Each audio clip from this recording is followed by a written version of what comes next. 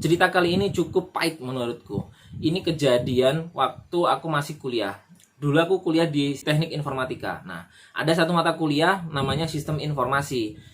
Waktu itu, dosen sistem informasi yang ngajar di kelas kami itu kebetulan beliau juga adalah kaprodi jurusan sistem informasi. Di sela-sela ngajar, Bapak Kaprodi ini cerita ke kami. Kira-kira 4 hari yang lalu sebelum saya ngisi kelas ini, saya ditemuin oleh sepasang suami istri yang datang dari kampung. Kaprodi nggak sebut nih kampung mana, daerah mana, provinsi mana nggak sebut. Waktu itu bapak-bapak ini datang ke kampus kita, nemuin saya, dia tanya, "Pak, ruangan wisuda itu di sebelah mana, Pak?" Karena nggak ada jadwal wisuda ya bulan ini, ya saya jawab hari ini nggak ada wisuda. Nah, akhirnya Pak Kaprodi ini tanya lebih detail ke sepasang suami istri ini. Yang jawab kebetulan si suaminya, yang ibu-ibunya ini lebih ke diam.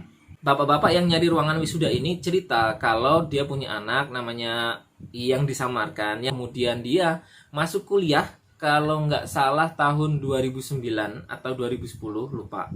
Waktu itu dicek sama Bapak Kaprodi ini di server, dicek nih nama lengkap anak tersebut, kemudian tahun masuknya dicari di jurusan dia. Dicari, ternyata anak tersebut itu sudah 3 tahun enggak kuliah.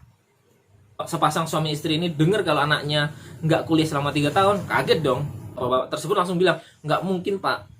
Anak saya itu kuliah terus, Pak. Kami itu sering telepon sama anak saya, dia lagi kuliah, dia bilang lagi ngerjain tugas dan sebagainya. 2 tahun yang lalu dia itu penelitian, Pak, ke Lombok. Nah, waktu itu dia bilang kalau mau nggarap skripsi dan mau melakukan penelitian di Lombok selama 1 bulan.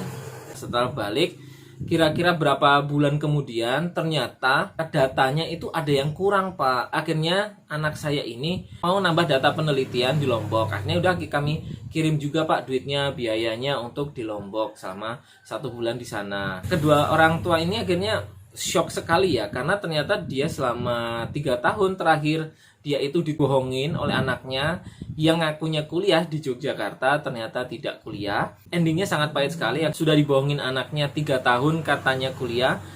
Ditambah lagi ketika sudah nyaris ketahuan, sepasang suami istri ini pun dibohongin sama anaknya kalau dia mau wisuda. Sampai orang tuanya datang ke sana dan terlantar, tidak punya saudara. Kos-kosan si anak ini pun sudah tidak ditempati dan ditelepon pun tidak nyambung.